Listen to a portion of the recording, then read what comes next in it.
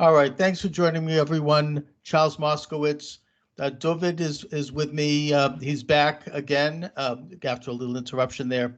And we are engaging in an ongoing series of conversations about I think I just lost you. There you are. About Judaism and about the last time you were here, Dooovid, we talked about the Talmud, what's in it, what's not in it. We talked a little bit about the Jews and how we view Jesus. And in the course of the conversation, it came up, we talked about Shabbatai Zvai and what I would argue is his heretical movement and Zionism, which you had a great deal to say about. So why don't we pick up the thread on that? I would again argue that the Shabbatai Zvai, who was a false messiah and who was discredited when he was converted to Islam at the point of a sword at the order of the Sultan in 1666, was introduced a poison into the veins of Judaism, one that has metastasized ever since, one that we're dealing with to this day, one that gave birth to some very bad movements, one that colluded with some very bad movements on the Christian side, such as the Illuminati and the Jacobins, and one that was responsible for a lot of the kind of the move away from belief in God and the Torah that we now have permeating our culture, our economy, and our way of life. And one of the sources on that for me is the work of Rabbi Marvin Antelman, who wrote a book called To Eliminate, the late Rabbi Marvin Antelman, To Eliminate the Opiate, Volumes 1 and 2. I'm just going to hold that up briefly to the camera here. I've seen him, he's a couple of interviews, I believe, on YouTube as well. He's passed away about a year ago. And he does a great deal to expose the evil nature of Zvi and his following. Now, his thesis, and I've read it elsewhere as well, is that Zvi took to heart the second understanding of what it is to usher in the Messianic age. The conventional understanding, the Talmudic understanding, is that the Jewish people, the children of Israel, and all of mankind will have reached a level of spirituality, a level of knowing God, a level of observance of the moral and ethical precepts of the Torah, that the world would be ready to really know God and the Messianic age will commence, however that happens. The other version is that man will have descended so low in terms of rejecting the Torah, rejecting the moral and ethical precepts, rejecting God, that would bring in the Messiah as a savior to try to pull man out. And Shabbatai Zvai, according to Rabbi Antelman and others, represented, his ministry was the latter. He tried to subvert the Torah. He tried to uproot the Torah by desecrating it in every way he could. He was excommunicated by his own synagogue in Smyrna. He was a Greek Turkish Jew because he desecrated the Torah literally at the Bema. What he did, I don't know. Did he eat a ham sandwich? Who knows? Whatever he did, he publicly denounced the Torah and did something that was blasphemous, and he was excommunicated for that. He then proceeded to engage in every kind of conventional immorality, orgies, sexual libertinism, whatever it is, and he traveled around like a rock star throughout Turkey, gathering a big following till he made his way to Israel, where he was anointed by Nathan of Gaza. Again, we talked about how this is proof that there was a Jewish community in Israel at that time and has been in every generation. Eventually makes his way up to Constantinople, where he meets the Sultan. The Sultan says, I'm either going to shoot an arrow through you, which proves you're the Messiah, or you have to convert to Islam, which he converted. That led to his disillusionment among Jews all over the world, all over Europe, where he had developed a pretty big following. I don't think that the Jews of Europe really understood what he was about or the evil nature of his ministry. My evidence of that is Gluckel of Hamlin, who wrote a very famous memoir at the time, and who did follow Shabbatai Zvai briefly, but who said, he turned out to be a false messiah, and there was a great disillusionment. But his movement went underground. It continued in the 16th century. A follower named Jacob Frank picked up the cudgels and became again one of these earthly messiahs, claimants who subverted the Torah and who glorified in this kind of activity as a way to bring about a messianic age, and that movement has continued to infect Judaism like a virus. They found common cause with like-minded Christian movements like the Illuminati, like Satanism, like Rosicrucianism, and others, and that this movement has come to really define our times in a negative way. My goal as a YouTube guy here doing my little tiny show, and as a Jew, is to try to identify and expose this as a way of righting the ship of state. And again, if I were Catholic, I would be trying to do the same thing for the Catholic Church, in terms of exposing corruption within it as a way to bring it back to the ministry of Jesus. As a Jew, I think that this is the main contaminant that infects us today. What say you, Dooovid? Yeah, I would definitely have a more sympathetic take. And even if I were to grant everything that you said is true, I would say, Zelumos said that the scales are balanced and that you're leaving out the positive side. And, as I mentioned, I don't think Shabbatai Zvai was known for introducing anything new. He was more spreading ideas, Kabbalistic ideas that always existed, and possibly the new ideas of the Arizal and the new creation of Smicha that had been in Sfas a few generations that Nosson Megaza had been a part of. And one thing I would push back is, as far as I know, I'd read the whole Gershon Schoen book, who had done extensive research when I was younger. So I don't actually own that book because I'd read that when I was younger and then didn't repurchase it. But most sources hold that Shabbatai Zvai was relatively within, so to say, the Dalet Amos of Halakha. He observed Jewish law. He was known for being relatively a renunciate, to fast often, was known for being very nice prayer leader, having a nice voice. So, it wasn't like he was a rock star, that he had this, Rabbi Shimon Bar Yochai, obviously, last week was Lag B'Omer. He spent 12 years in the cave, and then he comes out of the cave and he sees simple people that aren't dedicated to God and says he burnt them up. And God said, "Did you come here to destroy my world?" And then he goes back into the cave for 1 year. And then when he comes out, he's able to kind of see the merit in simple people and even sinners. And so Shabbatai Zvai of the injection of the big tent Judaism that we'll call Zionism, where you always had Jews who wanted to return to Israel and fulfill the Torah, you didn't really have this mass movement of let's take all the Jews, whether they're sinners or not, and return them to Israel. And let's make these calculations like the Kabbalah, people learn Tanya, Chabad, Lubavitch books, where you talk about, well, yeah, a person sins, obviously, but there's some greater calculation of a whole totality of the person, of the good and the bad that they do. And although people might have a lot of sin to them, they also have a lot of good to them.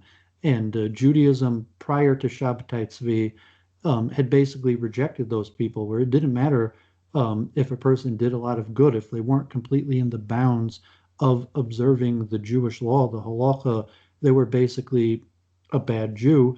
And the indulgence kind of parallel to Martin Luther and the indulgences. So like Shabbatai Zvai is kind of saying, well, there's indulgences. There's people could do for the greater cause of Judaism, for the greater benefit of the people. And in that sense, he created these network of sinners, of people who didn't keep the halakha properly, who possibly did horrible sins and sexual immorality and adultery and horrible things relatively that possibly would have them condemned to hell. But at the same time, they donated to Israel. They were part of the cause. They helped create these networks to strengthen greater Judaism and look at the cause of let's resettle Jerusalem. Shabbatai Tzvi went to Jerusalem. He convinced wealthy people who were maybe sinners, weren't great people, that they should donate money to reestablish Jerusalem, something that none of the sages before him were really able of doing, was getting a broad interest of Jews all across Europe and all across the world to take an interest of what's happening in Jerusalem. Obviously, the sages, their eyes were always upon Jerusalem, but your average Jew, and especially your court Jews, your bankers, they didn't have any interest in Jerusalem. They were interested in where they were at because they were sinners. They didn't observe Jewish law properly. They had no part in that. So you have this Shabbatai Tzvi who's using these Kabbalistic concept of I'm going to make this calculation, and even though you're pretty blatantly a sinner and doing all these horrible things, that he says, yeah, but you have these redeeming qualities that might outweigh the sins and might make you, God forbid, even superior to the sages. Because look at the sages. What have they done for Jerusalem? What have they done for the average Jew? And so I would add that positive element to it, that he injects the poison, but at the same time he injects the cure. Well, first of all, I mean, Dooovid, we're all sinners. I mean, every generation we struggle with sin. I mean, that goes back to the golden calf. That's nothing new. But the Shabbatai Zvai glorified sin. I mean, the difference is that, we I don't know try if you have to. evidence of that. I mean, Well, according my to evidence again is Rabbi Anselman's book and other books, and Gershom Scholem's book as well. And the idea is this: that the reason we have Yom Kippur is so we atone for our sins. I mean, sin is part of life, but we don't, and we strive to observe halacha, but nobody observes it perfectly. That's impossible. Only God does. And that there are disagreements. You could take a look at the works of Rashi, who preceded Shabbatai Zvai by many centuries, and other Jewish sages, the various Gaons and other rabbis, that we try imperfectly because we're imperfect beings. We're not God. We're created in the image of God. There's no such thing as perfection, but that we look to the moral and ethical precepts of the Torah as an ideal and by which we measure our imperfect lives. The difference here is that the Shabbatai Zvai glorified overthrowing the Torah. According to my sources, he glorified that there was a virtue in subverting the Torah because it could not be perfectly followed, and that's antithetical to the Jewish understanding. But you do mention something that's interesting as well, and that is that he was, in the broad sense, a Zionist. He did believe in the restoration of the Jewish Commonwealth, and to that, I would say that that's a virtue of his ministry, even if his motives were wrong, and that in a sense, his version of Zionism is part of a corruption of that movement, which has existed in every generation, that found its way into some of the most secular of Jewish Zionists. This idea that worshiping, in a sense, the state of Israel as a Messiah, that you didn't have to do anything else, that just by supporting Israel's sovereignty, you would be absolved of sin. That's heresy. That probably goes to him. Zionism is only a part of Judaism. As we talked about, there were 613 precepts of the Torah. About a third of them deal with Zionism, living in Israel. The other 2/3 deal with moral and ethical behavior with other people, sexual behavior, family behavior, business behavior, proper behavior between nations. Some of it applies just to the Jews, some of it applies to all of mankind. And that, in a sense, his version of Zionism, just like his version of Judaism, has taken the high ground in not only the Jewish people, but in collusion with non-Jewish movements that also have taken the high ground in their faiths, such as the Illuminati and Satanism and Rosicrucianism has done in Christianity, and one might even say radical Islam has taken the high ground in Islam, which is not necessarily the only version of Islam. And that all of these find common cause. They all are subversive of the word of God as it was delivered at Sinai. And that I view my job as trying to expose that. Yeah, I mean, I think I wouldn't put it so black and white. I mean, if you take kind of like your Litvak attitude. I was reading up about like Reb Shach and the Chazanish and the Brisker Rav that were radical anti-Zionists. They opposed even like Notori Karta who just look at like we discussed last week, that say Zionism, God forbid, was the cause of the Holocaust, and even to that level where in Israel some of the sages, they don't even blame the Nazis or the German for the Holocaust, they blame Zionism. And Reb Shach in his debates with the Lubavitch Rebbe, and even Kira of Jewish Outreach, where some of the more hardcore sages were basically against Jewish outreach, were saying you have this small circle of people who obey the Jewish law. That's where God's eye is upon, and the rest of the people are just kind of lost and, God forbid, destined to hell.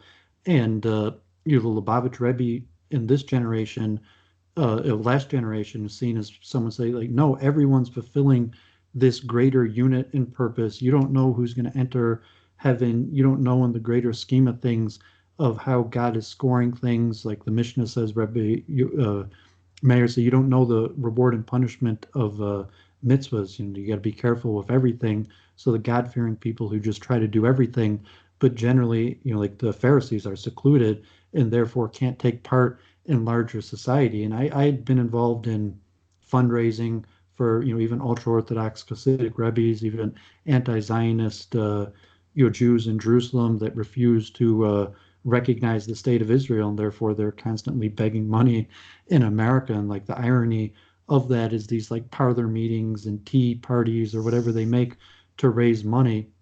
And you could look at Shabbatai Tzvi.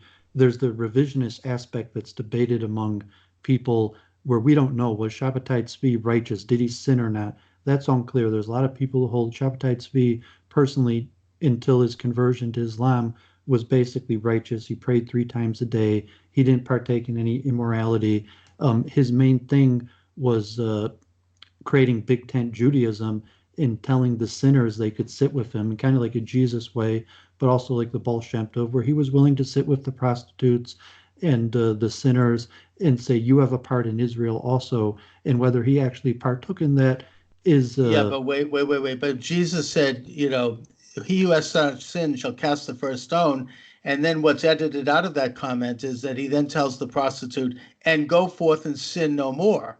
The difference is that the Shabbatai Zvi was condoning the sin. Everyone knows that I would say that's inaccurate. I'm saying that's kind of a, just not inaccurate. I mean, if you look like Kabbalistically, you go back, let's say Rachav, Joshua in the Bible, and the spies who use the service of the prostitute, Rachav, who eventually converts to Judaism, and because of, God forbid, the horrible sexual immorality that this woman had committed, she's actually capable of allowing the Jews to take over Jericho. Yeah, but they weren't condoning her sexual, her prostitution. I mean, look, but at the end of the day, is Rachav... That doesn't mean that everyone in heaven. Was she an integral part to the allowance of the Jews taking over Jericho? And that's saying Shabbatai Tzvi had used the sinners and say, okay, you're a prostitute, but she had, God forbid, had relations with leaders in these communities and wealthy people, and if she could get that, maybe you could convince this person to use their money, their services, as opposed to just saying like, I don't want you in our congregation. No. There's You're a difference. Horrible person. You don't belong. There is nothing you could do to benefit Israel. Well, first of all, that was the traditional path of the saviors. But the point is, first of all, I disagree that no one is saying you can't come into our community because you're sinning. They say that you can't come in our community if you condone sinning. Everybody sins. The difference is that if we discussed this last week with Yechilma Paris and Nicholas Donin, who was excommunicated. Nicholas Donin had Christian leanings, and Yechilma Paris excommunicates him, said, you can't ask these questions in our congregation. And then he comes back. He went to the Pope and he told him to burn Talmuds. I mean, that was after Yechilma Paris kicked him out. You're saying that I think you have to appreciate the hardcore nature of how dark and extreme Judaism was among the protectors of Torah. That Nicholas Donin was just a regular yeshiva guy that was asking questions that they didn't want to be asked, and he gets Well, excommunicated. if they kicked him out for just asking questions, then I think that's terribly wrong. But I don't know exactly I don't know how much we know about him, but I mean, my understanding is that he openly and consciously advocated for another religion. It's one thing But he'd to been be, forced out. That was the point I was making. all right, well, look, that we generally the can Jews quibble. looked at it like you, so to say, okay, like you don't even have a beard, you're not wearing a yarmulke, you would not have been allowed to participate in our synagogues. You would have been forced out and saying, you've lost your portion with Israel. I don't care. Join the Christians, Well, join look, the Goyim. and they would be, And and they would be Shabbatai wrong. Tzvi had open arms and said, no, Mr. Moskowitz, you still can have a part in Judaism. And, Yeah, so but we're not that's talking the about cure shaving that he beards here. injects. Well, first of all, I mean, they would be wrong to kick someone out if they didn't have the right kind of beard. But that's not what the Shabbatai Zvai was talking about. He was talking about literally subverting the moral and ethical precepts of the Torah, which we all, to varying degrees, do because we're failed human beings. We're not gods, but we don't condone it. That's the difference. And look, I'm putting this straight on you and saying I'm recognizing is true what you're saying, but at the same time, the only reason you or me have a portion in Israel is because of this poison that Shabbatai Tzvi injected. Because basically before he was saying, Mr. Moskowitz, you know that you don't obey Shulchan Aruch perfectly. Why don't you just give it all up? Why don't you just forget this? Why don't you forget this charade? You have no part in Israel. Just convert to, just become a goy like you are. You're not even have a beard. You're not even wearing a yarmulke. You're not. You just give it all up. And Shabbatai Tzvi, and the fact that you're included is from the poison that Shabbatai Tzvi injected. Not at all. And I reject that characterization, and that, there might have been a few hothead rabbis who rejected people if they didn't like them. I grant you that. You have that in any religion. But Judaism did not reject people if they didn't fulfill the entire Torah. They rejected them if they actively and brazenly contradicted the Torah and said, you don't have to do this. We can make ham kosher. Look, a lot of people might have ham. Wait a minute. But you're supplementing on post Shabbatai Tzvi. Like, have you read Maimonides? Have you read the Shulchan Aruch? I've read in those would Maimonides have, God forbid, had you executed? And you're saying, no, you think Maimonides would have had a soft heart and be like, no, oh, I'm Mr. not saying you're a good man. I'm saying and that it's only after Shabbatai Tzvi comes that a guy like me or you could be included in Greater Israel. Not at all. First of all, there's a difference between having non-kosher food, for example, in the privacy of your own home. I mean, even the most Orthodox Jews understand that. There's another thing to bring the ham sandwich onto the bima and declare it kosher. That's the difference. Now, look, that's what Shabbatai Tzvi did, according to Rabbi Antelman and other sources. And that's what the ultra-left Jews do now.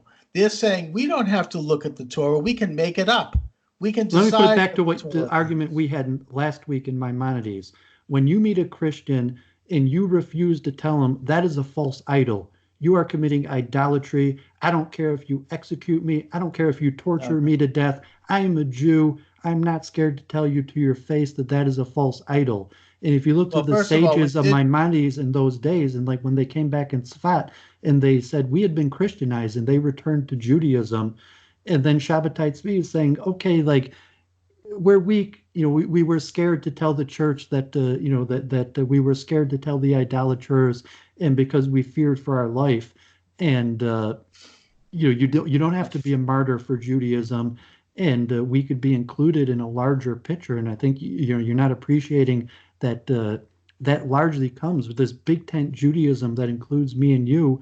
Is because of Shabbatai Tzvi. Had it not been for Shabbatai Tzvi, me and you would not be included in Torah Judaism. That's not true. First of all, Judaism did not consider Christianity to be idol worship. I already talked about this.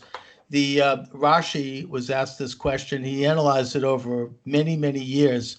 I think that it was even toward the end of his life that he came to the understanding, which has been conventional in Judaism, and that is that Christianity is not pagan. They don't worship idols. They may have statues. They may have the guy on the cross. Those things are just representatives. They're not worshiping those things. That's just not really the way Jews look at this. And idol worship was more than just the worshiping of a graven image, as if that graven image itself was God. It had to do with all of the corrupt practices that were around the idol, such as the killing of babies by throwing them into the belly of the Moloch live so they could be burned to death. These were, and orgies and all the rest. Those, no one in Judaism has said that Christianity is that. We recognize, and this is in any source you could look at, that Christianity, worships God, and that we may grudgingly reject the idea of Jesus as the Messiah, of course, and kind of say, okay, well, fine, but we still recognize that they're not idol worshipers. And I think to say that is really, it feeds into anti-Semitic views. I mean, that's not really, it's just not true. We don't consider it idol worship. But let me get to, and also, it's really an active desecration, not that we fall short. You could look at Rashi again. I could refer to him. He's a very well-respected rabbi in the Middle Ages. That we all fall short of observing the entire Torah. We all have we're not God. I mean, only God is perfect. But we don't publicly denounce the Torah and say, we've decided that this isn't really what it means, or we're going to make something up. That's what we're talking about here, and that's what Shabbatai Zvai introduced. But I want to talk a little bit about Zionism. I'd say that's also disputed, whether Shabbatai Zvai was just lenient and allowed sinners to hang around him, or whether he actually encouraged that, is heavily disputed. And even among respected sages, there's many people who hold Shabbatai Zvai, remained righteous, and he just wasn't capable of getting people to abandon their sin. And if you mention just you put a larger picture. Encourage sin. Well, that's very unclear. When you say Shabbatai Zvai, you and I are going to have to agree to disagree on this. My sources and my understanding of his history is that was what his ministry was about. He encouraged an overthrow of the Torah so as to bring about a Messiah by denouncing and bringing everybody down to one level, so we could have a big tent so that everybody can sin together. But can we put a bigger picture, just in the greater Kabbalah? Obviously, the Zohar's, famous statement, "Ein niftak mimenu," which basically nobody gets left behind. So, if you have more conservative leanings, and you're like, well, and where Shabbatai Zvai is basically everyone's included, no matter how bad you sin, you have a part in this future world. You could be useful. And if you look at the Haredi rabbis that control Israel, and you're saying, okay, the modern Orthodox, your conversions are not valid. You don't shave your you shave your beard. You're not a real Jew. And when you say that's ridiculous, but look at the rabbis in Israel, and you say, you're going to be included because you make the cut. And saying, well, what makes you so sure you're going to make the cut? And then you're going to go to Shabbatai Zvai extremes. I'm telling you, everyone's going to make the cut, no matter how bad their sins are. Yeah, everyone is going to make the cut as long as they don't publicly parade their sins as being good, as long as they don't say evil is good and good is evil. But I would probably agree with you, by the way, about the rabbinate in Israel. I don't think there should be a rabbinate in Israel. I think that was a mistake to even implement such an institution. It's corrupted. But putting that aside, I want to talk about Zionism. I would argue that Zion, you said last time that the secular Zionists, people like Theodor Herzl and Ben-Gurion, that these people were stone cold atheists, that they didn't have any understanding of the spiritual side of Zionism. I don't agree with that. I mean, they weren't observant Jews, of course, and they didn't like observant Judaism. That's true. I also disagree that the even the Naturi Carta. Now, you know something more about this than I do because you've had dealings with these people. I don't think that they're anti-Zionist. I think they're anti-Zionist movement because they think it's secular and therefore it's heretical. And to that, I think that they're partially right, but not really, because even if it is secular, it's still bringing about Zion. And as such, even just living in Israel, even if you're not observant, you're still fulfilling. This is a point that Rabbi Antelman makes as well. You're still fulfilling about a third of the Torah just by being there. But putting that aside, I mean, they're against Zionism as a political movement. I disagree with them, but I understand it and I respect their opinion. I would argue that Zionism is a very complex thing. It is not just a political movement. Yes, it was part of the late 19th century rise of nationalism. You made that point, and that's true. The young Turk movement, the young Greek movement, all these, the unification of Germany and Italy in the 1870s. These are all nationalist movements. Zionism was part of that. Was influenced by it. But I would also stress that Zionism always has had a spiritual component to it. It is more than just a national movement. It is more than just sovereignty for the Jewish people in their homeland, as great as that is. There's also a spiritual component. There is this idea in Judaism that by reasserting the sovereignty in the land that God told us to do so, reasserting Jerusalem as the capital, we are setting the stage for the coming of the Moshiach. It is that, even among the most secular Israelis, there is the sense that there is something bigger than just creating a sovereign state. It is a part of the movement, whether to the varying degrees that people might embrace that. It is integral to Zionism, and it's integral to Judaism.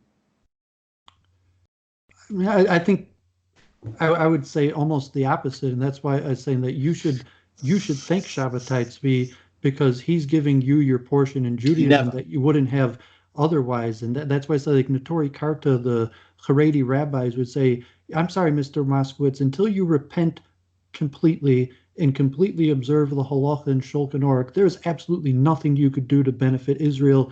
Your help is no help. I do not want your help. You're basically a goy. Just admit it and give up. And this concept that that's not normative Judaism. Well, it is. That's essential. That's the Hasidic movement. Sumera v'aseh tov, Psalm 34. Avoid bad and do good. And the Hasidic movement said, flip it, the opposite. Do good and then avoid bad. And the historical way was, no, you have to avoid bad. You have to free yourself from sin before you could benefit the Jewish people. And now you have the attitude where, well, you could benefit the Jewish people even though we're sinners.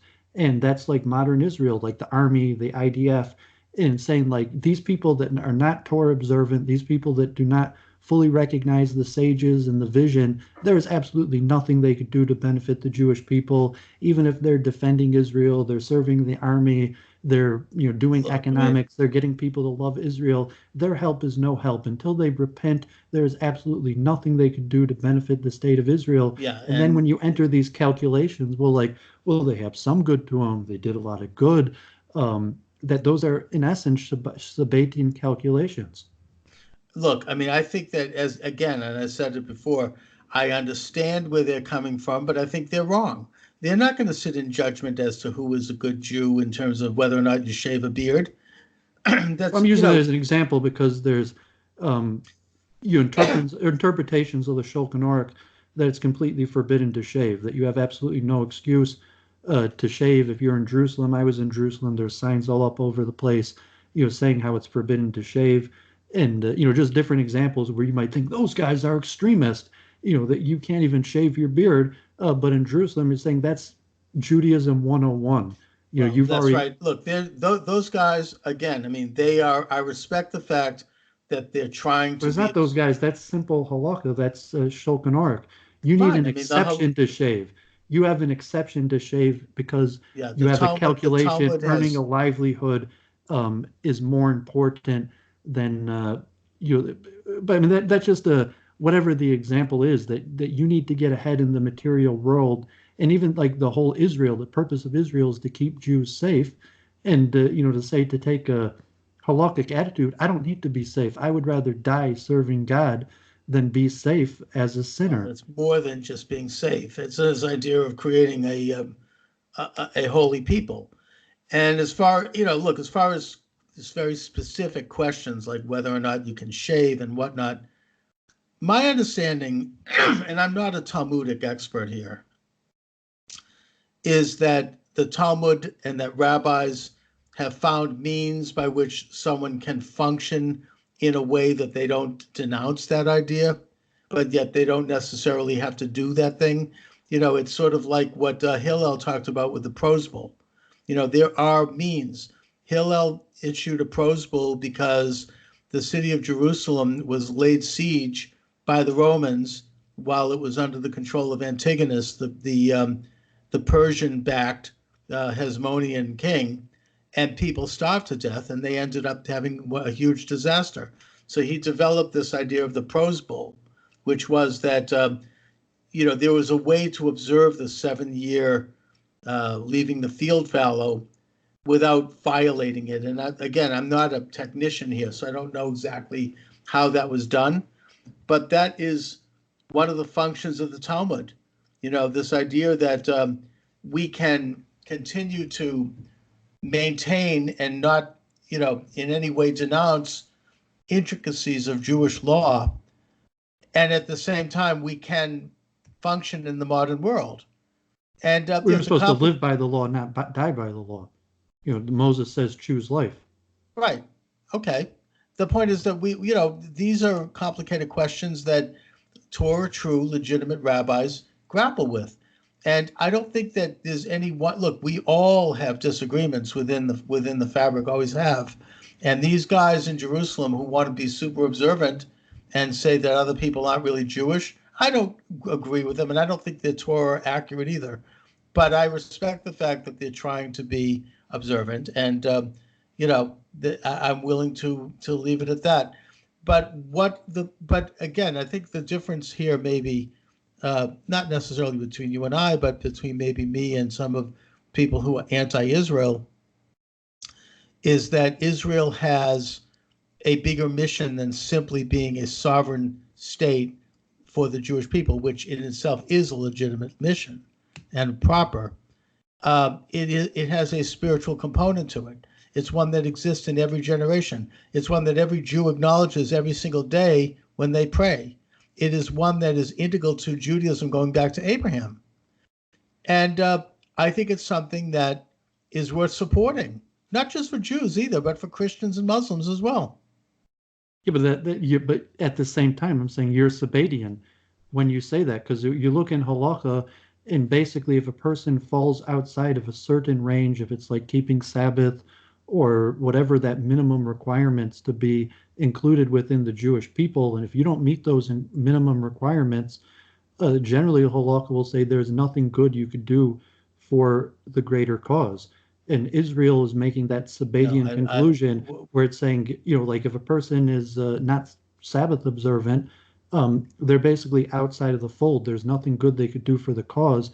And when you say that even though a person's not Sabbath observant, that they could still benefit the greater cause, that's intrinsically a Sabbatian calculation. No. Again, we I don't want to get into a merry-go-round here, but the difference is that one can not observe the Sabbath, and to do so is against Jewish law, and it's sort of punishable by death.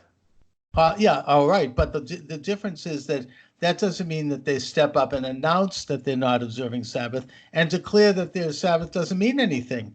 That's what, according to my sources, Shabbatai Zvai did, and that's what the secular movement is doing.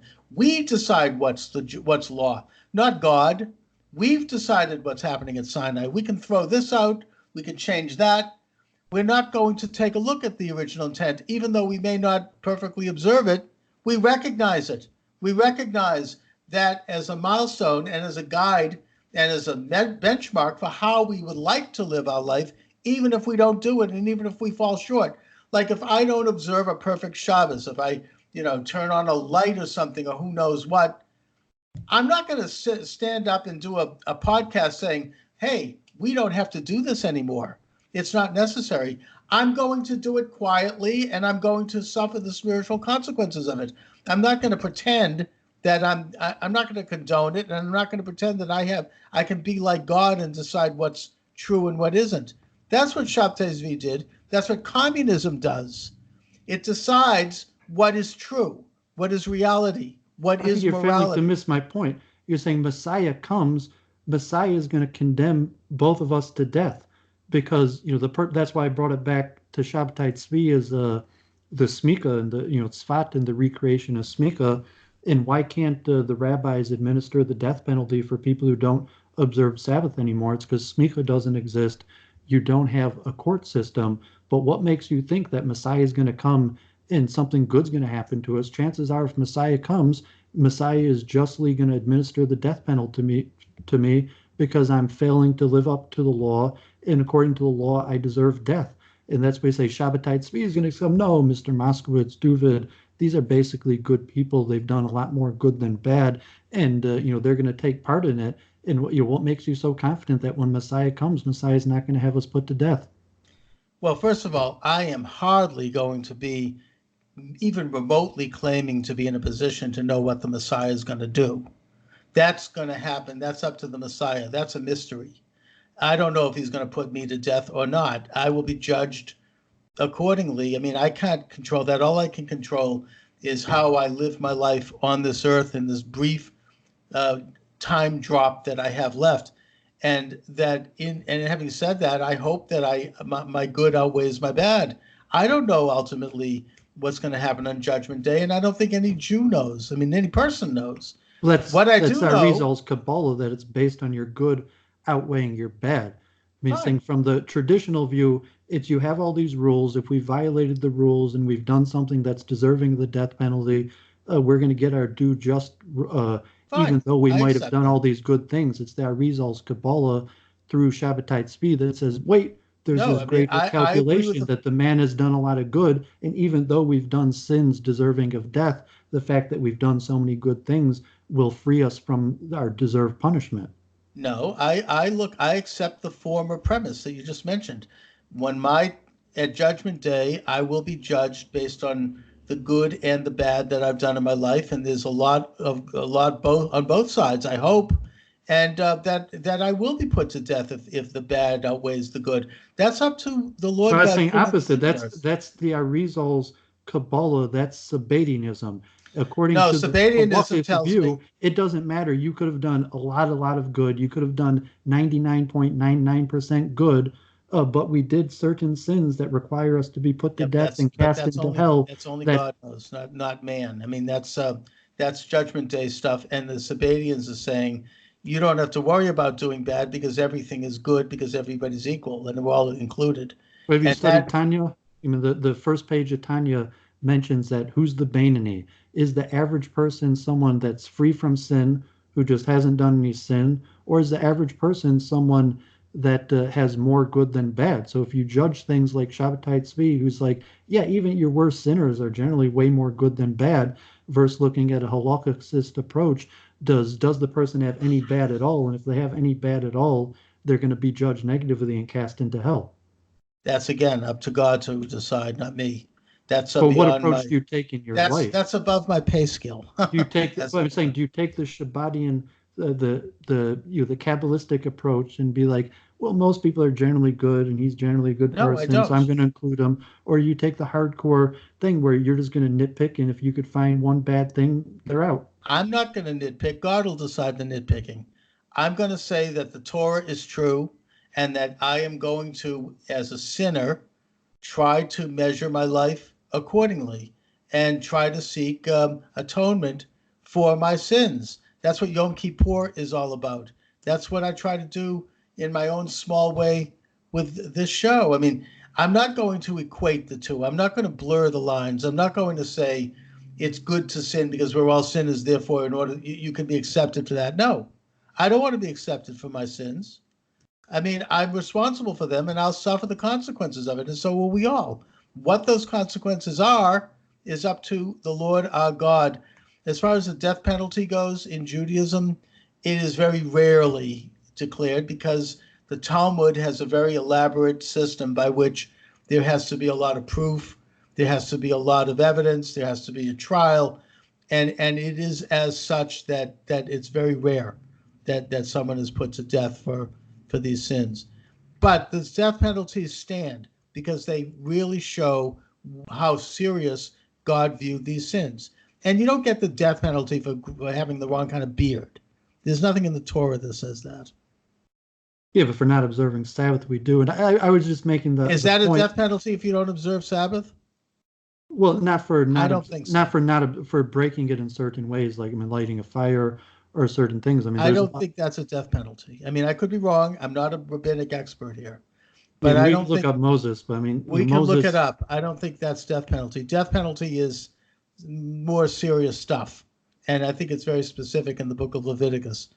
Um, I you just know, wanted to give a little credit to the Shabbatian movement that, in my opinion, is basically Rabbi Shimon Bar Yochai, Zohar, Kabbalah that had been kept secret and among the sages who, historically, Maimonides and the great sages who judged simple people favorably. It's because they knew the Kabbalah. Uh, but this, wide concept of Big Tent Judaism and including sinners in the greater Israel is it was basically I has the reject that. horrible negative effects that you mentioned, Yeah, but at the same time, you have to credit the Shabbatian movement for spreading that into Europe and creating no, Big Tent Judaism I and reject that. Zionism, and I even mean, we Freud and all this other stuff that I've seen those charts from Antelman's book, and you can say, yeah, basically all of this stuff is a method of creating these calculations to say, even though we're sinners and we do horrible things, that we're still generally on the side of good and are going to be included in the redemption when redemption occurs. that again is way above any human being's pay scale. That's something that we can only know in our own hearts who we are and the levels of various sins, and we could beg for forgiveness, particularly on Yom HaKippur. And I reject this idea that, I mean, I think, again, that we're going on the merry-go-round here, but the difference is that the Jewish community recognizes that we're all sinners and that we all fall short, but we don't condone sin. We don't declare sin as good. That's satanic. We're not saying good is evil and evil is good. Anyway, but Dooovid, we're kind of reaching toward the end of the program. What can you talk a little bit about your work and your website? Do you want to direct people in any direction? Well, I'm just a streamer. I said I'd made a web page in a YouTube page, largely in a Sabbatian calculation. Like, unfortunately, I'm still single. I don't have any children, and I'd like to be teaching my children Torah. And so I don't have children to teach Torah. So I created a web page, YouTube, to teach basics, Hebrew prayer, and Big Tent. Anybody could say Kaddish. Anybody could do a little good deeds, and that's generally my approach, is just focus on the good. And so my And YouTube ignore the page has lots of educational material and just kind of pro Jewish material where anyone who wants to participate on whatever level they feel comfortable. And I enjoy these conversations. I love Judaism. I love Torah, even though I'm a sinner, and it's questionable without Sabbatianism what my portion in Israel would be. But I love Torah. I love talking about Judaism. I love studying it. I love teaching people. And, as long as I have breath, I'm going to continue to do that. All right, Dooovid, listen, I really appreciate you joining me this afternoon. Thank you. All right, take care, and talk to you soon.